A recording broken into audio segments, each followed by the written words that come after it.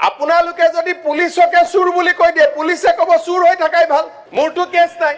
সেইকাৰণে মই আজি সাহসেৰে আপোনাৰ কেছ কেনেকে থাকিব? চব চাৰ্জচিটে লুকুৱাই দিয়ে আপুনি। আৰে নাই, এইটো নক'ব। মাল কোৰ্টৰ পৰা নাইকিয়া হৈ যায়, থানাৰ পৰা নাইকিয়া হৈ এইটো যায়। নক'ব, এইটো এনেকুৱা ধৰণৰ কথা নাপায় ক'ব। এইটো নক'ব। এনেকুৱা আপুনি এক মিনিট চাৰ্জচিট লুকুৱাটো আপোনালোকে যিমান অপভংশ কৰে, কোনেও লুকুৱা নাই। গুৱাহাটী হাইকোৰ্টে নাই মই শুনি লওক, ভুল প্লিজ আপুনি এটা কথা, আপুনি বেলেগ বস্তু। প্লিজ এইবিলাক কি আৰে মইতো বেলেগ বস্তু হয়ে, নহলে অখিল গগৈ ইমান দিন অসমক শেষ কৰি দিলেহেঁতেন। আৰু আপুনি মোক অদ্ভুত বস্তু বুলি ক'বই লাগিব। আজি আপুনি চিন্তা কৰক, ইয়াত যদি মই নাথাকিলোহেঁতেন, ইয়াততো আপুনি থাকিলেহেঁতেন। আৰু মোৰ 2 বছৰীয়া বাচ্চাকো আপুনি গালি পাৰিছে। মই কৈছো নহয়, মোৰ উদ্দেশ্য এইটো নহয়, আই হেভ টু ৰেজিষ্ট হিম। যদি মুখ্যমন্ত্ৰীৰ নিজৰ মানুহ নাই, তেতিয়াহ'লে BK শৰ্মাৰ ৰিপৰ্ট অনুসৰি 2টা সিদ্ধান্ত দিব লাগে। মই নিজকো কৈছো যে ইয়াত CBI এনকুৱাৰী দিয়াৰ কথা কৈছে। বিপ্লৱ শৰ্মা এটা মানে ৰেছপন্সিবিলিটি ফিক্স কৰিবৰ কাৰণে মোৰ বন্ধু এজনৰ নামো উল্লেখ আছে, গতিকে মোকো সাঙুৰি লোৱা হৈছে। মোৰ ওপৰতো CBI এনকুৱাৰী দিব লাগে। আৰু 1 নম্বৰ আৰু 2 নম্বৰ যে বিপ্লৱ শৰ্মাৰ ৰিপৰ্ট অনুসৰি গোটেই সেটটোকে মানে একেবাৰে কেনচেল কৰিব লাগে বুলি যিটো অৰ্ডাৰ আছে, সেইটোৰ ব্যৱস্থা কৰিব লাগে। যদি নকৰে মুখ্যমন্ত্ৰী মাননীয় অধ্যক্ষ মহোদয়, যদি কয় আমি ধৰিলো, আমাকে যদি কৰি দিয়ে, নাই মই কথাটো আপোনাক কৈছো, এই কেছটো কোনে ধৰিলে? বিজেপিয়ে ধৰিলে, আমি ধৰিলো, আকৌ আমাকে যদি বুলি কৈ দিয়ে, তে মানুহেতো কেছেই নধৰিব। নাই মই এখন পঢ়িছো, মই এইটো উত্তৰ দিম।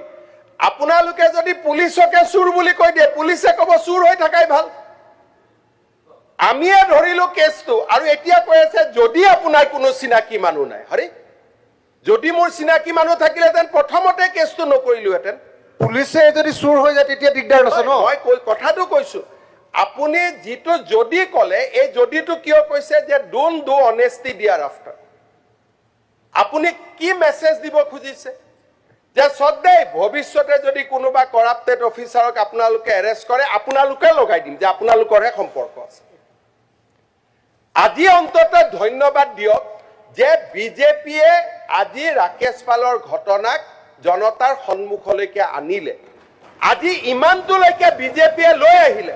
আজি অসমত স্বচ্ছ নিযুক্তিৰ পৰিৱেশ এটা বিজেপিয়ে নিৰ্মাণ কৰিলে। যদি ধন্যবাদ জনোৱাৰ সাহস নাথাকে, মই নাভাবো সমালোচনা কৰাৰ নৈতিক অধিকাৰ কাবাৰ আছে নে নাই। That has to be examine. মাননীয় অধ্যক্ষ মহোদয়, এই কেছটো পঢ়োতেই মই উচ্চ ন্যায়ালয়ৰ জাজমেণ্টৰ ওপৰত যাব খোজা নাই। ডেট কেইটা আপুনিয়ে চাব যে এনেকে এফিডেভিট দিয়াৰ ডেট দিয়ে নেকি? এফিডেভিট ইন অপজিশ্যন দিয়াৰ এটা চাইজেবল সময় দিয়ে। মোৰ সাহস আছে, সাহসৰ কোনো অভাৱ নাই। মই হাইকোৰ্টৰ জাজৰ কথাও মই ক'ব পাৰো, মোৰ কোনো সাহসৰ অভাৱ নাই। আপুনি যিকেইটা ডেট পঢ়ি দিলে, সেই ডেট কেইটা দেখিলেই গম পাই দেয়াৰ ৱাজ আৰ্জেঞ্চি যে কেছটো সোনকালে। হাইকোৰ্টত 3 বছৰতো এফিডেভিট নাহে। এই কেছটোত গোটেই ডেট কেইটা পঢ়িলে চাব, 2011, 211, এবাৰতে 4বাৰ 5বাৰ কৈ হাইকোৰ্টত এইটো কেছ আহিছে। সাধাৰণ মানুহৰ কেছ আহে নেকি? মই সেইকাৰণে মই কিছুমান কথাৰ মাত দিব নোখোজো। জাজ আপুনি পঢ়ি দিয়া ডেট কেইটাই চাওক, 1311, 612, 71, 81, 131। আৰে এইটো কেছ হাইকোৰ্টত 2 মাহত 5বাৰ আহি গ'ল।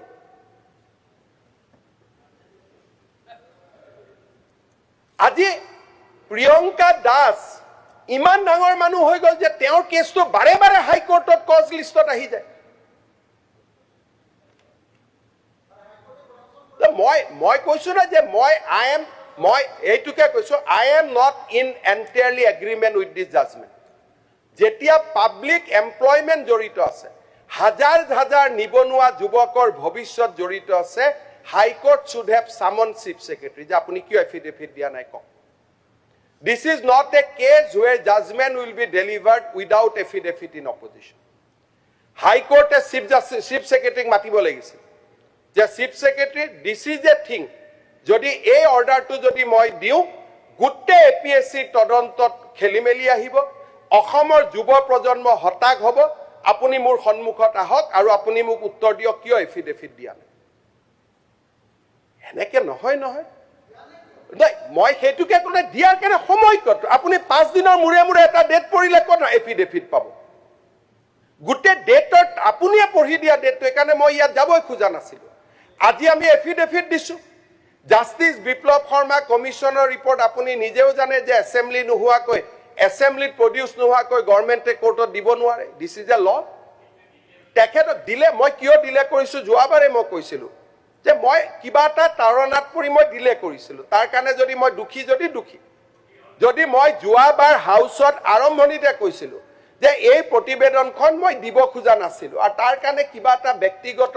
সম্পৰ্ক এটা থাকে তাৰণা এটা থাকে মই অলপ এইটো মই অকপতে স্বীকাৰ কৰিছো যে মুখ্যমন্ত্ৰী তৰুণ গগৈৰ নামটো অহা কাৰণে এই প্ৰতিবেদনখন মই হাউছত আনিব খোজা নাছিলো বাট ডিউটি ইজ এবভ ৰিলেশ্যন যেতিয়া মোক ডিউটিটো ৰিমাইণ্ড কৰি দিয়া হ'ল যে নহয় আপুনি দিবই লাগিব ডিউটিৰ ওপৰতো ৰিলেশ্যন নাহে দেন আই ব্ৰট ইট আৰু হাইকোৰ্ট কুড হেভ ৱেইটেড যে ভাই এইটোতো এছেম্বলি ইমান তাৰিখে হাইকোৰ্টত আহি আছে এছেম্বলি হেজ বিন সামন থাকিব লাগে যে আপুনি ইচ্ছাকৃতভাৱে এখন মানে আমাৰ ইয়াত দাখিল কৰিব খোজা নাছিলে বি কে শৰ্মা প্ৰতিবেদনখন আৰে মই সেইটো একেবাৰে ৰেকৰ্ডত ৰাখক আপুনি কাৰণটো তৰুণ গগৈকে কৈছে কিন্তু কাৰণটো আপোনাৰ ভিতৰৰ লিষ্টখন নহয় নহয় আপুনি যিখিনি লিষ্ট দিছিলে সেই মানুহবিলাক চাকৰি যায় বুলি দিয়া নাই আপুনি হৈ যোৱাটো হৈ গ'ল এতিয়া আশ্বাস দিব লাগে আগতে একচন হ'ব লাগে বুলি শৰ্মা কমিটিৰ ওপৰত আপুনি মোৰলৈকে নিদিব অসমৰ সকলো মানুহে জানে অসমত যদি নিৰপেক্ষ নিযুক্তি দিয়া এজনেই মানুহ আছে এইজনৰ নাম হিমন্ত বিশ্ব শৰ্মা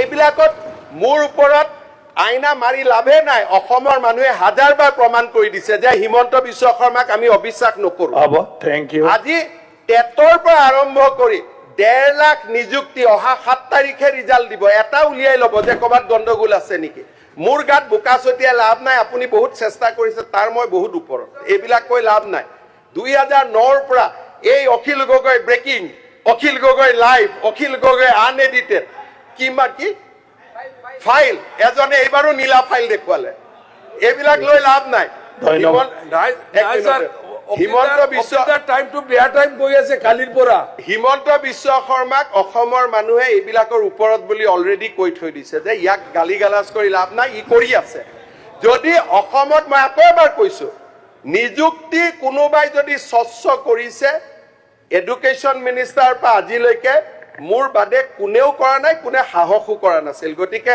মোৰ গাত ছটিয়া ছটি কৰি থাকি লাভ নাই এটাই কথা কৈছো প্ৰতিশ্ৰুতি সদনক দিছো যে হাইকোৰ্টৰ জাজমেণ্টকো এনেদৰে সাহসেৰে ক্ৰিটিচাইজ কৰিব পৰা সাহস অকল হিমন্ত বিশ্ব শৰ্মাৰ আছে আৰু কাৰো নাই আপুনি নোৱাৰিলে কিন্তু আপুনি নোৱাৰিলে মই কিন্তু চিধা চিধি ক'লো যে এইটো জাজমেণ্টৰ লগত মই আই এম নট ইন এগ্ৰিমেণ্ট তাৰমানে মোৰ কমিটমেণ্ট কিমান আপুনি বুজি লওক মোৰ কমিটমেণ্টৰ লেভেলটো কিমান আপুনি বুজি লওক আপুনি ডেট কেইটা গাই দিলে আৰু দুখটো আমাৰ গাত আনিলে কিন্তু আপুনি এইটো কথা নকলে যে হাইকোৰ্টে অলপ দেৰি অপেক্ষা কৰিব লাগিছে কাৰণ আপোনাৰ বেইলৰ কেছ আছে মোৰটো কেছ নাই সেইকাৰণে মই আজি সাহসেৰে আপোনাৰ কেছ কেনেকে থাকিব চব চাৰ্জচিটে লুকুৱাই দিয়ে আপুনি আৰে নাই এইটো নকব মাল কোৰ্টৰ পৰা নাইকিয়া হৈ যায় থানাৰ পৰা নাইকিয়া হৈ যায় এইটো নকব এইটো এনেকুৱা ধৰণৰ কথা নাপায় ক'ব এইটো নকব এনেকুৱা আপুনি এক মিনিট চাৰ্জচিট লুকুৱাটো আপোনালোকে যিমান অপভংশ কৰে কোনেও লুকুৱা নাই গুৱাহাটী হাইকোৰ্টে নাই মই শুনি লওক প্লিজ আপুনি এটা কথা আপুনি বেলেগ বস্তু প্লিজ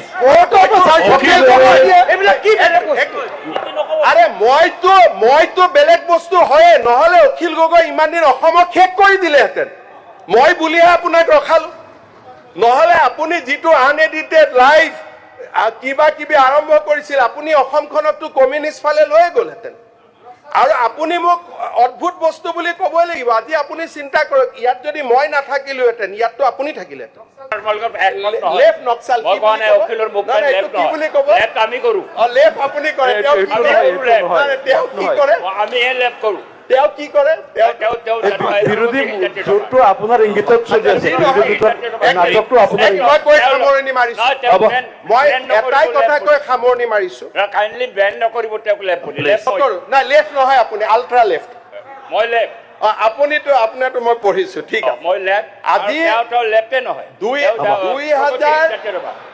2000 প্ৰগতিশীল জাতীয়তাবাদ অসমত যি ধৰণে নৈৰাজ্যবাদ লৈ অহাৰ এটা ডাঙৰ ষড়যন্ত্ৰ চলিছিল অখিল গগৈ ৱাজ দ্য ফ্ৰণ্টমেন আজি সেই গোটেই নৈৰাজ্যবাদৰ ধাৰাটোক মোৰ ল'ৰা ছোৱালীক মই সমালোচনা সুৰত ধাৰ যি টি কওঁ তথাপিতো মই থিয় হৈ থাকিলো নহয় আই উইল ৰেজিষ্ট ডেট আৰু মোৰ 2 বছৰীয়া বাচ্চাকো আপুনি গালি পাৰিছে মই কৈছো নহয় মোৰ উদ্দেশ্য এইটো নহয় I have to resist him and I have resisted you for all the time to come সেইটোৱে মোৰ ক্ৰেডিট মাননীয় অধ্যক্ষ মহোদয় সামৰণিত এইটোৱে কৈছো যে দিছ ইজ মাই কমিটমেণ্ট